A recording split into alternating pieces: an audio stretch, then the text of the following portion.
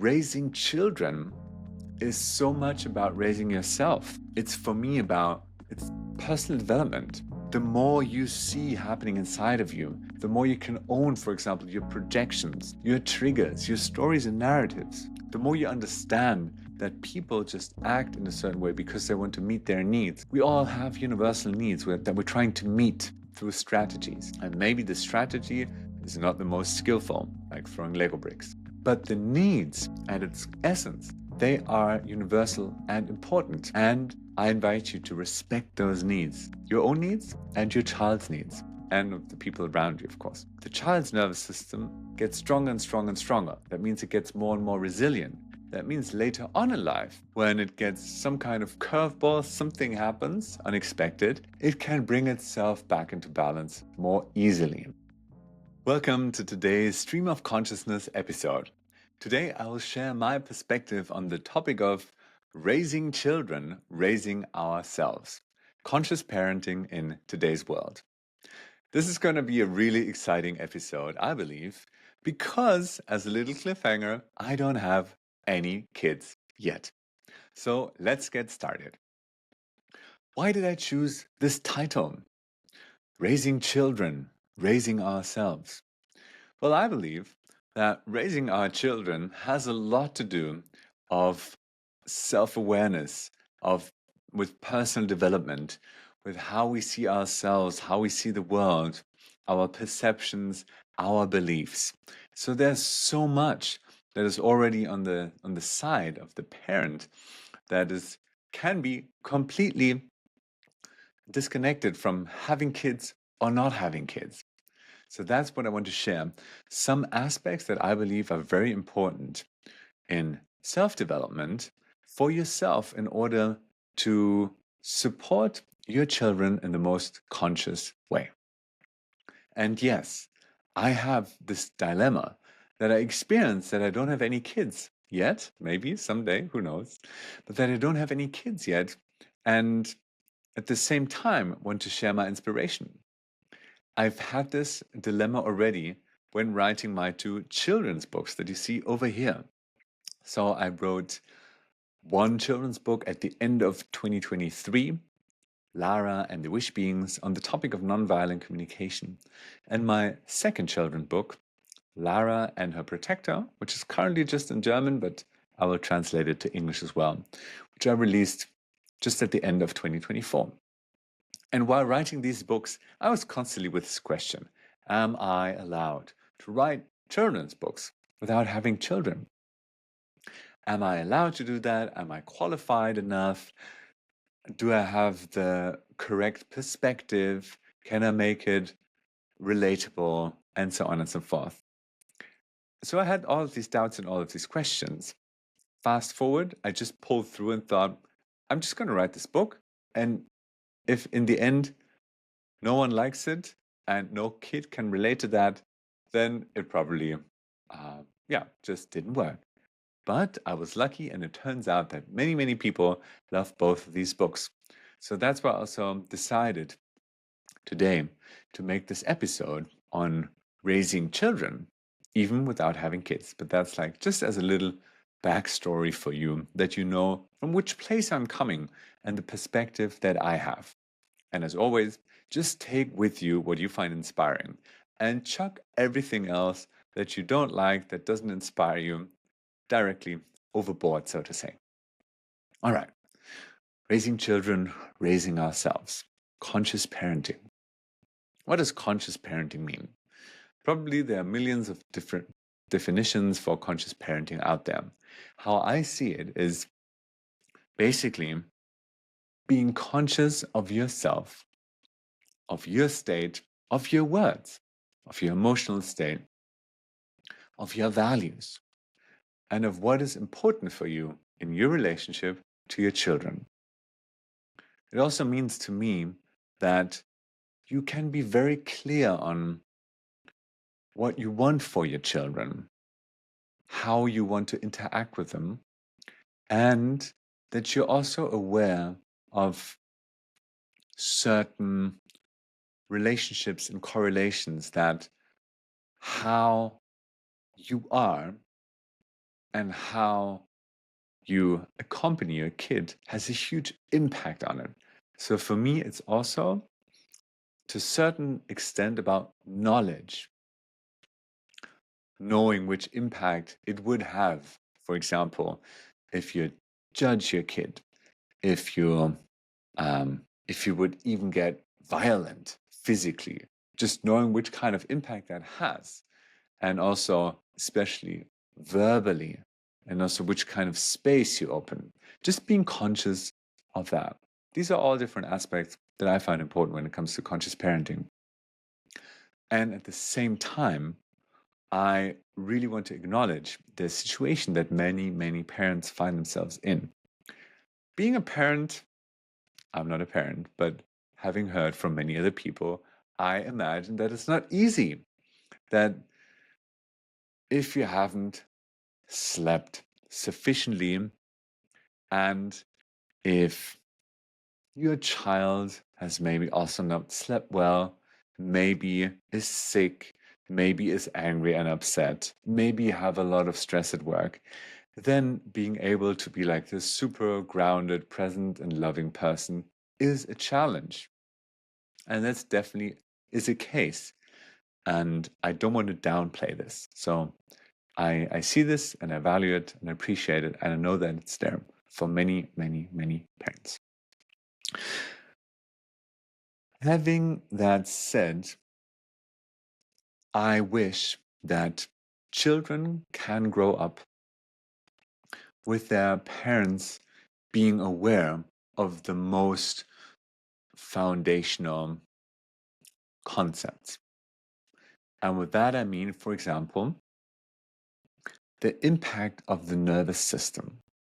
And I wrote my second children's book about that, Lara and Her Protector.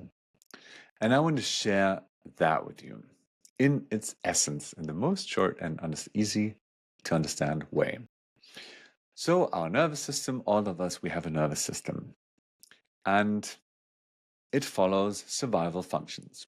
And one of these survival functions is that it scans our environment for threats.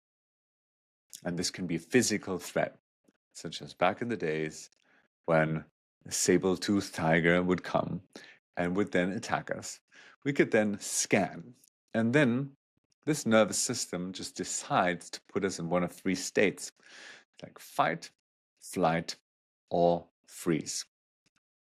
It's like fighting the perceived threat, running away from it, flee, or freezing. And in this freeze mode, we freeze, and with the hope that the predator just would see us, the prey, as not interesting, as dead, and would not want to eat us, and then just goes away again. And then what happens in nature is that animals, for example, there's a gazelle, I think that's the name in English, an antelope, running around in the savannah. And then a lion comes and wants to attack it. It freezes. And then the lion might think, not so interesting anymore, walks off. And then this antelope would run away, go back to flight mode, and then in the end, shake itself off. And afterwards, you would see it would continue walking regularly, as if nothing had happened. Why am I sharing this with you? Because we humans have the same foundational system running inside of us.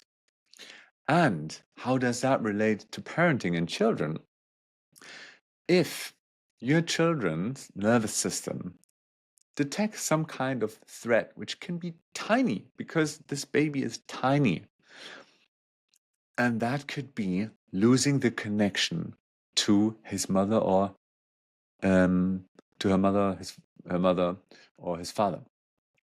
That would mean the end of this baby, because the babies or the caretaker, the babies rely to 100% on the love and the care of others, taking care of them.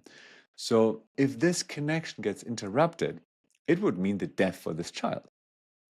And it doesn't want that. So this baby does everything in its power to receive love, because then it receives connection, and that means that it will survive. So if you as a parent act in a certain way that this baby doesn't feel safe, it will go into an internal freeze state. And if it then doesn't find itself back, like the antelope shaking, for example, or being held by another caretaker, if this baby doesn't receive that, it will remain stuck in the freeze state, and that leads to trauma. So, long story short, if babies, children, don't receive co-regulation, that means being held by others, for example, by an adult that has a larger nervous system and getting calmed down, this might lead to trauma, which can lead to all certain kinds of diseases. So it's really, really important to know that you, as a parent, have the responsibility to take care of your children's nervous system. And now the beautiful news is, if you do so, that means you holding your child, being there for it in a way that your nervous system is so regulated and calm and balanced that it can also regulate, calm and balance the nervous system of the child. Then the child's nervous system gets stronger and stronger and stronger. That means it gets more and more resilient. That means later on in life, when it gets some kind of curveball, something happens unexpected, it can bring itself back into balance more easily. And for example, people who did not receive sufficient amount of co-regulation when growing up, they will be more prone to anxiety, panic attacks, have a weaker system, immune system, and so on and so forth. It has massive, massive implications. So knowing about this basic correlation of co-regulation, nervous system, children growing up being more and more resilient is so important. And being aware that it's always about a perceived threat. So your child might perceive something as a threat that you don't perceive as a threat. And very often it's about social connection. It's about, will I be loved? And if you can provide this connection, then it's also way more likely that your child won't run around with stories later on like, I'm not enough, I'm not good enough, I need to be better and this and that. So learn about the nervous system. It's something so important, so essential. And if you want to learn more about this, I invite you to check out my book, Lara and Her Protector, which is beautifully illustrated as well. Okay, that's for me like one core principle of conscious parenting. And I want to invite self-compassion on this path because no one is perfect. Also, there's no perfect parent. It's about just being conscious and aware of what you do and these correlations and relationships. And another aspect that I would like to include here and there, I know there are many, many, many more, but I want to just include these two aspects in this episode, is what I find so valuable, understanding the essence of nonviolent communication. And that means to me that we understand one fundamental correlation. It's the correlation between feelings and needs. Feelings have a function. They're not good or bad. They can either be pleasant or unpleasant, and they have a function. They point towards our needs and tell us if they're being met or not. Feelings point towards our needs and tell us if they're being met or not. And that means, interestingly enough, when your kid is upset, angry, and throws Lego bricks at you, it doesn't mean that it wants something bad for you. It means that it wants to meet one of his needs or her needs. And the best strategy that it can come up with in that moment is throwing Lego bricks. Maybe it wants attention, love, care, appreciation, autonomy. one of the following or another one. So, how that correlates with conscious parenting, it removes from parenting the blame game because you can't say anymore, it's your fault, my child, that I'm feeling this and that way. It's my fault that you're feeling this and that way. It changes the entire game because we can begin to see that each one of us, children, parents, we're all humans, we all have universal needs that we're trying to meet through strategies. And maybe the strategy is not the most skillful, like throwing Lego bricks. But the needs, at its essence, they are universal and important. And I invite you to respect those needs, your own needs and your child's needs, and of the people around you, of course. So I hope that makes sense to you, to understand this relationship between feelings and needs, and to understand that your kid, whatever it is doing, it's just doing this in order to meet his or her needs. And so are you, with the strategies that you choose, how you want to accompany your kid, also strategies that you choose to meet some of your needs.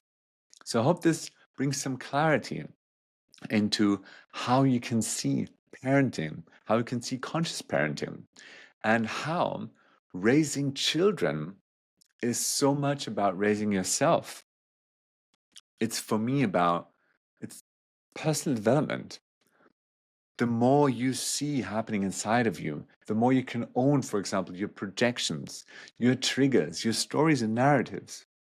The more you understand that people just act in a certain way because they want to meet their needs, and that's the most skillful way that they have in that moment, the more you understand that our nervous system can put us into fight, flight, or freeze if we perceive a social threat. The more we know this, the better we can deal with this, the more beautiful this living and being part of one family can be. And I really want to invite you to play around with that and to take what is true for you, what you find inspiring, and the rest, chuck it out of the window of these inspirations that you got. Just take what is important to you, what matters to you. And I just wish you from the bottom of my heart an amazing, beautiful family life. And I would not have written these two books if it wasn't very important for me to contribute to a world where we can meet ourselves and one another with more compassion, love, openness, and curiosity. I'm deeply grateful for your curiosity. Thank you for sticking around, and I'm looking forward to seeing you in the next episode of Essence.